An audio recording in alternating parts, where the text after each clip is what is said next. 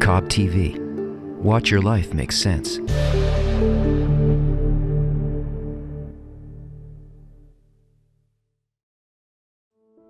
When one looks into the human heart, we can see it is a collection of desires. From the basic necessities to the more complex social desires of wealth, honor, and knowledge. But there appears a point within every human heart that yearns for something different. It desires to know only one thing. What is the meaning of my life?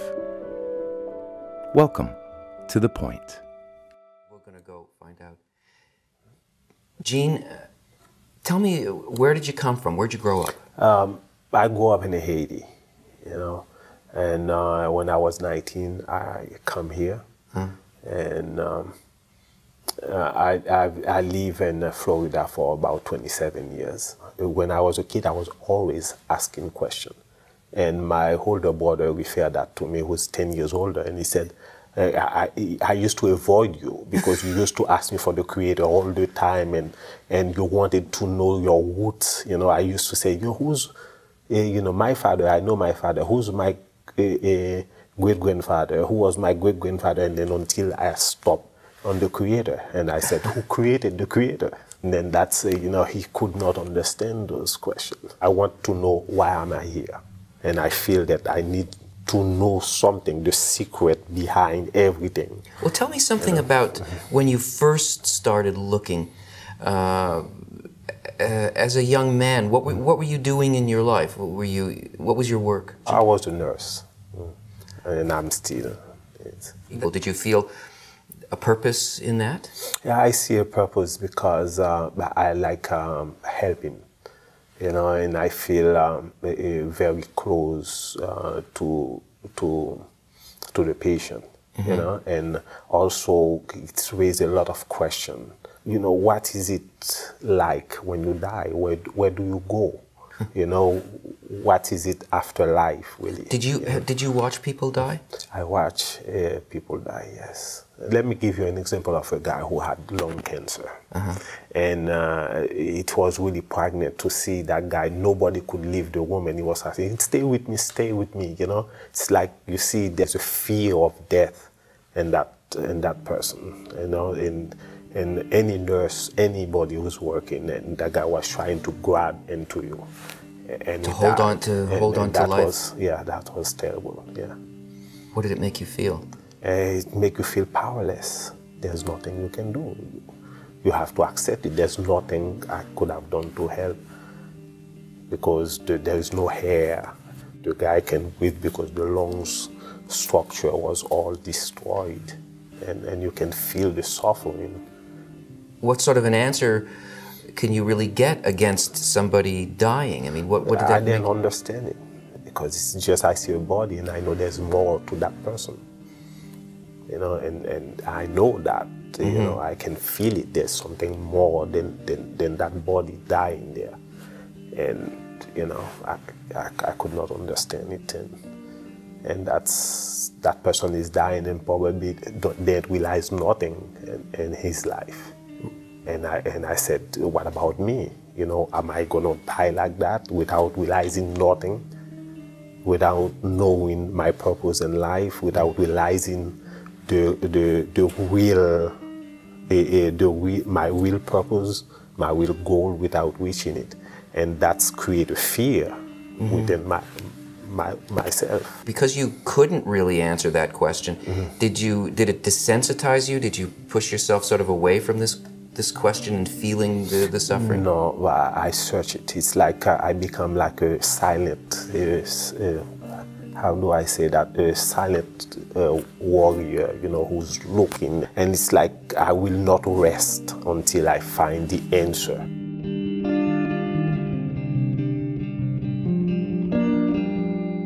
With that deepened question, what was the next step that you took to try to find an answer for that? The next step was a questioning everything. All my belief, I start questioning it, and that start changing my life. And it start changing my life in a way that come from one religion to another. But every time that I change something and I realize something and I thought that was it, and then after that I find out that it's not that. Why? What did you find that you didn't get? I didn't feel like the connection. You know, it's like I didn't feel like love enough for others, and I didn't feel that love back to me. So it's difficult to explain. There was not connection. It was emptiness, because the core answer is not my answer. The purpose of life, the nature of the Creator, I could not understand it. I didn't get it. What made you think that you could get an answer to the purpose of life? I mean, if you say you talk about the purpose of life to anybody, they go, "Come on, nobody knows that. Nobody can figure that out." Why did you think that you could? Because I believe that if I have a Creator, He have to have an answer for me, and the answer is somewhere. But how did you know there was a Creator? I mean, when you look around and you see people dying, and you see this suffering, what does this idea? What practical use is the idea that there is a Creator or a God? What proof do you have? The proof that it's myself. The human being and everything around me is the proof. You can see there is an intelligence behind everything, and but knowing how it happened, I didn't know, and still I'm searching, but the biggest answer I find it in Kabbalah, and I feel the comfort into what I'm learning.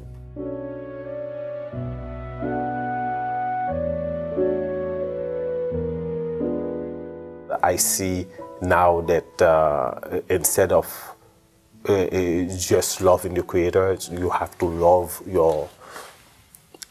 each other, and that shows the love that you have for the Creator, because you can see each other.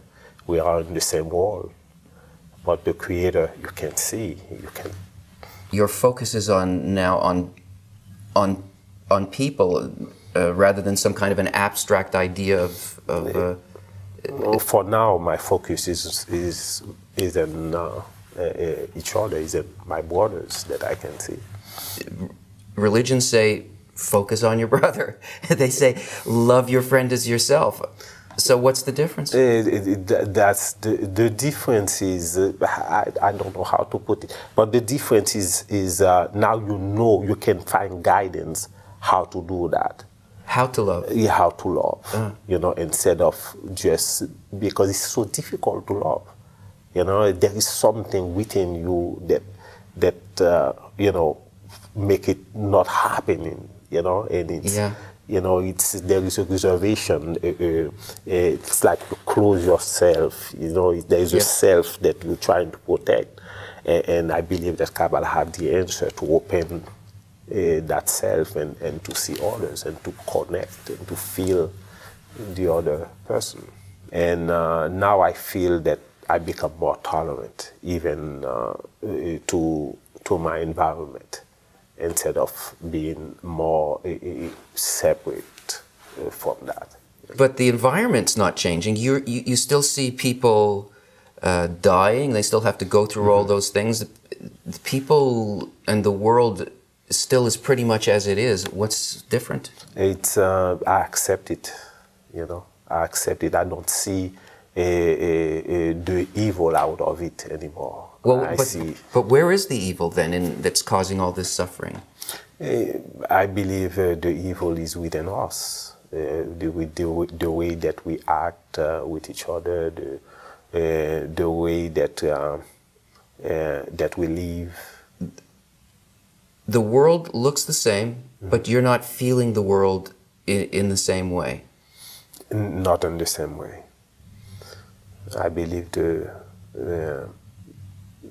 people have to stop and think and see, instead of being for themselves. They have to understand that they are an asset, and for the whole, for everyone that they see.